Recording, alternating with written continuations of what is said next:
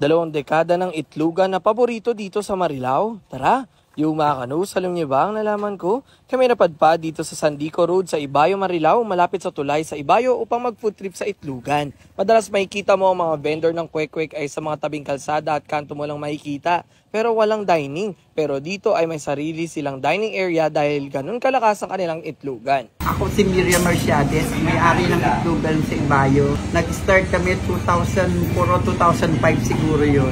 Maliit lang siya. Kalahati lang itong tindahan nato. Ano lang, ang tinda lang namin 50 pirasong pugo. Tapos yung penoy, ilang piraso lang, mga hotdog, kikiam, fishball, ganun lang umpisa. Hanggang sa unti-unting lumaki, lumago. Sa umpisa, matumal. Matumal siya kasi kaya lang talagang pinagtsagaan ko lang ilang buwan, meron siguro kalahating taon po talagang matumal. Kasi kung di naman ako nagtsaga, hindi ko abutin to. Talagang tingis ko yung tumal na yun.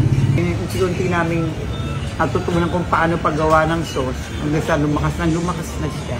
At sabi nga ng owner, nakaka 5,000 pieces sila ng itlog pugo at 600 pieces ng itlog penoy kada araw kaya tunay ngang malakas ang kanilang tindahan. Ang kwek-kwek dito ay 5 piso kada piraso at ang tokneneng ay 15 pesos naman ang isa. Sayang nga at di namin naabutan ng okoy na lagi din binibili dito na 15 pesos din. Meron silang 3 klase ng sausawan na suka, sauce na matamis at maanghang. Kung pupunta kayo, search nyo na lang ang Kwek-Kwek of Marilao. At dito lang yan sa Marilao, Bulacan. Let's go!